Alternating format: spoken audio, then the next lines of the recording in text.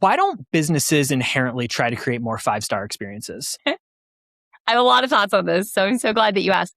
Number one, I think, and I would be interested to hear your perspective on this as somebody who works in staffing. I think like years from now, when we look back on this period of time, probably going back to like, I don't know, the 70s or 80s, certainly through, like the more recent history, I think the thing that people are going to scratch their heads and say like, that was an interesting choice to make is to use a very scientific term here, the over siloification of departments. And this idea of like, we're going to have a very strict hierarchy of like, we've got the worker, and then they've got their manager, and then there's the director, and then there's the VP, and they report up this way, and then it goes over this way. And it's like, well, that's the sales department, that's the marketing department, that's the customer service department, that's the operations department, that's the financial department. And there's not a lot of cross-departmental collaboration. It's a lot of like up, over, down, right? For a conversation to happen. Just like very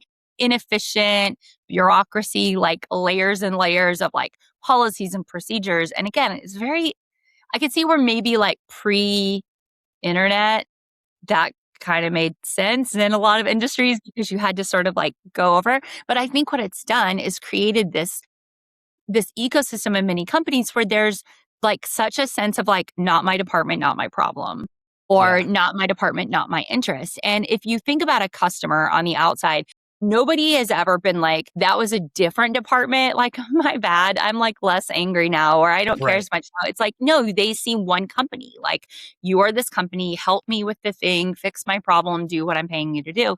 But internally, it's like, oh, well, like I've got to forward it to this person. And then this person's going to forward it to another person who's going to forward it to another person. So like nobody is thinking in many instances holistically about the totality of that customer experience from pre-purchase to repurchase. And so I think when you look at like small businesses, like a lot of the companies that have come in and stolen market share and been really disruptive, it's because they weren't starting with 100 people or 1,000 people or 10,000 people. They were starting with a handful of people saying like, we are all in the experience department. It is up to everybody to like do these things. So I think that's part of it, is that in many instances, people have been told like, this is your job, be a robot, perform the operations that we've told you to perform. We don't want you to use creativity. We don't want you to like, look for another way. We're giving you the manual and saying like, do this, do this. So I think that is part of it, right? Is that you have people that are like, I did a really good job on my little one piece of the pie, and then somebody else is doing their one little piece.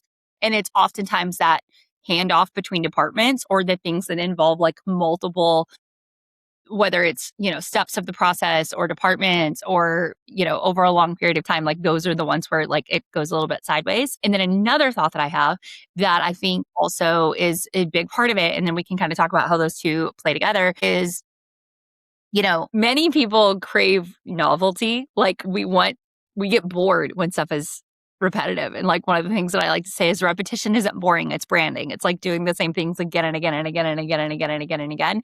But many people, me included, sometimes struggle with that because our brain's like, well, but like we want to try something new. We want to try something different. And oftentimes unintentionally, when we are trying new things or seeking that novelty, we can fall off on some of the things that were really helpful or successful that we're just not being as intentional about as we used to be because we've like veered from the process. So I think that those are two of the reasons. I'm sure we could find many, many more, but you're right. It's not like people wake up and say like, how do I be average today? Or like, what's the best way to do the least amount possible to like check the box and move on?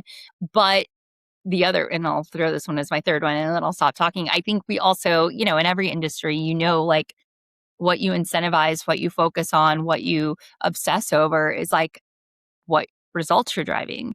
And there's been such an emphasis on acquisition for so long across so many companies that this idea of like create a customer, create a customer, create a customer, and acting as if all customers are created equal when we know it's not. We know that longtime customers, not only do they have the higher lifetime value, but they're more likely to refer more people. Like there's so much benefit to like keeping your customers.